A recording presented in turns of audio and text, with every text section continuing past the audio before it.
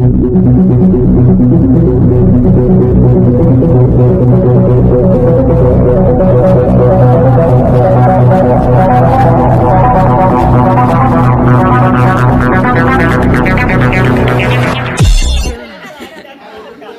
ಗ್ರೇಟೇ ಇಷ್ಟೊತ್ತಿನಿಂದ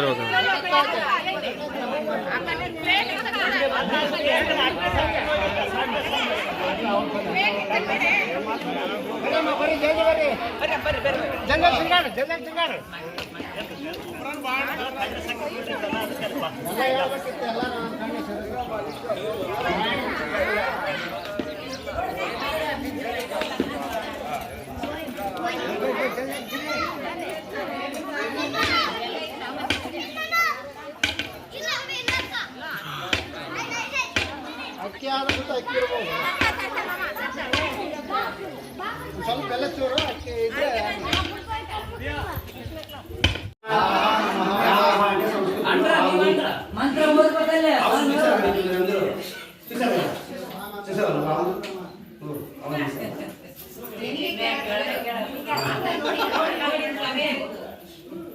ఆవును చూస్తే ఎప్పుడే కానీ దేవుని కంటే గొప్పదని.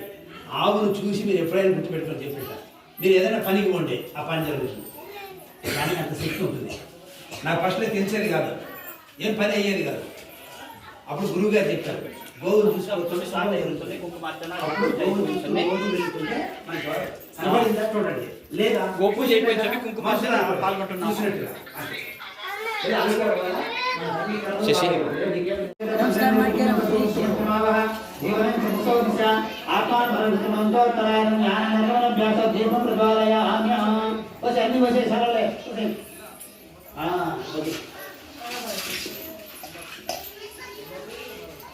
సైలెంట్ ఒక్క మాట వినపడకూడదు.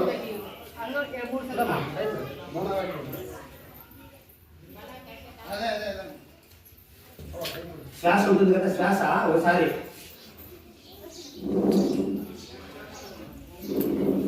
వదిలేదు అది కదా. అట్లా వదిలినాక ఇప్పుడు మీ మనసులో ప్రశాంతంగా ఇదే పూజలో పరమార్థం. ఎందుకయ్యా పూజ చేసుకుంటామంటే, బా స్వామి మాకు మనశ్శాంతి లేదు స్వామి, కోపము ఇంట్లో కొట్లాట్లో అవి పోయేదానికి ఇది ఏంది లేకుండా ప్రశాంతంగా ఈ ప్రాణాయామం చేస్తుందన్నమాట. దీనివల్ల ముక్తి వస్తుంది. రామని చెప్పాడు, ముక్కులో గాలి ముక్తికి తోవరా, దాన్ని లయబద్ధంగా